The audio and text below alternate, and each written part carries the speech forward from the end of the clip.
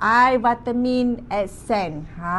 Dia ada dua dalam satu, iaitu toner dan juga essence. Eye vitamin E ni sangatlah bagus sebab apa? Dia ada vitamin E, ceramide, akar skucap dan juga akar poni. Macam vitamin E ni fungsi dia untuk melembapkan kulit muka kita, lambatkan penuaan dan juga sentiasa nampak muda, cekang, anjal, tinggi oksidannya untuk menghalang radikal. Ceramide ni adalah untuk repair kulit kita yang mana yang jahanam, yang rosak. Akar poni dan juga akar skucap, repair balik, mencerahkan balik kulit muka kita yang sunburn tu. Lepas tu untuk menghalang melanin, kita kena pakai setiap hari secara konsisten.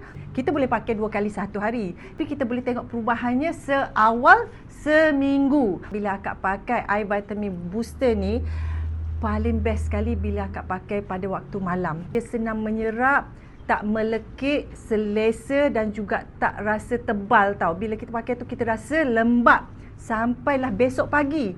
Maklum je lah kan, umur akak ni dah 50 tahun. Biasalah bila 50 tahun, umur kita ni kita kekurangan kolagen. Kelembapan di kulit muka kita pun akan kurang. Bila kulit kita kering, itu yang menyebabkan kulit kita cepat nampak tua.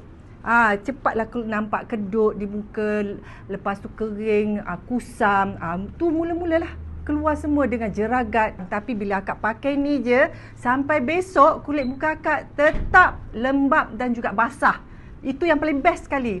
Memang akak suka, akak memang suka yang ni. Siapa-siapa yang nak eye vitamin booster ni, eye vitamin daripada Love Skin, pergi dekat Love Skin, kemudian tekan kat bawah tu dekat beg kuning, lepas tu shop now.